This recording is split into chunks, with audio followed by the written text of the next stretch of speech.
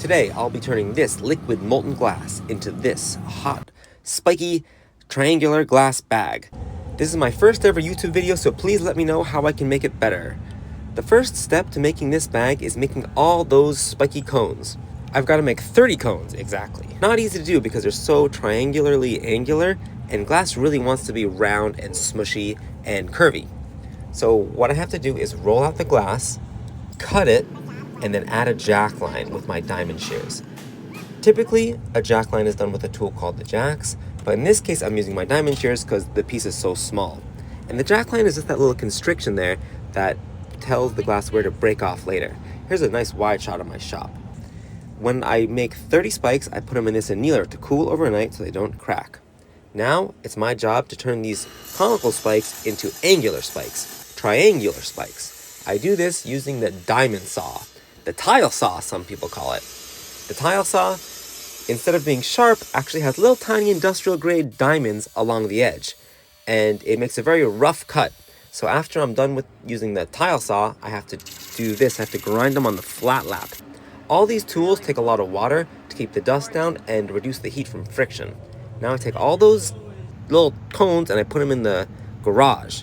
The garage is a tool which just keep things a little bit hot for later. And now I actually have to make the glass bag. I do this starting with 2 gathers. The gather is the process of getting the glass out of the furnace. This is called a strip gather because I drip a little bit off in the bucket. The first move is to apply the block.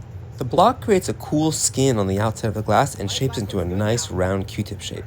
It is a wet cherry wood spoon, and we keep it wet to prevent it from burning. I use a newspaper, which is literally just newspaper. Here you can see Alex blowing up while I shape it with the newspaper, and I pull it out of his mouth like that, so he stops blowing. Now this is a proper jack line. That tool you see me holding, that's called the jacks.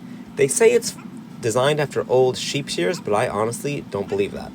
After I blow it up, I squish it flat, and then I will have to drill holes in the side. This rod is attached to a drill, and that rod is made of tungsten. Tungsten has a melting point of almost 5,000 degrees, which gives it this amazing property. As long as it's super hot, you can drill through glass with it. Now this is called a punty. A punty is a little piece of glass on a little pipe, which I stick on the bottom of the bag, and it allows me to transfer the bag from the pipe to the punty. I put a little bit of water on the jack line, which shocks it and creates little cracks, and then when I hit the pipe with the back of my tweezers, it breaks off. Now there's a hole in the top of my bag from when it was attached to the pipe, so I use my tweezers to trim it and use my jacks to squeeze it down into a little tiny butthole which I cut off with my straight shears. Then I want to ream open that tiny little hole into a big old bag hole. So this is a really clever move I invented where my assistant Alex is torching the bottom hole while I twist it and ream open the top hole. It's a really efficient use of the oxypropane torch and the tweezers. The oxypropane torch is the hottest torch we have because it's a mixture of oxygen and propane. Now, what I want to do is take my reaming stick and ream open that hole. I ream it and then I heat it. And then I ream it and then I heat it. And then sometimes I spin it so that the centrifugal force stretches out the handle until it gets to the size I want. Now this is a typical bag, but what I really want to do is attach all these spikes. So, remember they were in the garage?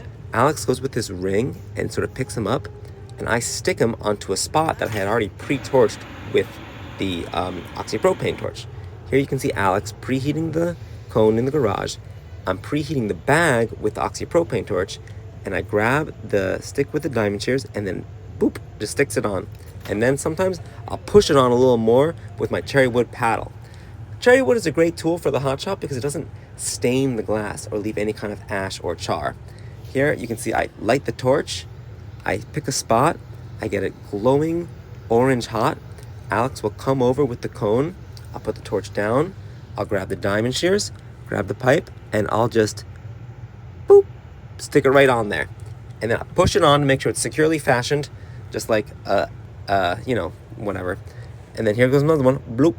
Yep, and here's another one, bloop. And I'll do this 30 times. It takes a long time, and it's very scary. After every single cone, I always heat it because remember, if any part of it gets too cold, it will crack and explode. This is a very artistic shot by my filmographer, Desi. Thank you very much, Desi. I always preheat the back with the fluffy torch before I put a little drop of water on it, because if the glass is hot back there, it's much less likely to crack. And if this cracked, I would be devastated.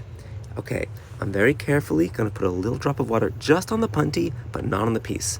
I'll do one on this side too, and then I'll take my paddle and I'll give it a very gentle tap, and hopefully it just pops right off into Alex's hands.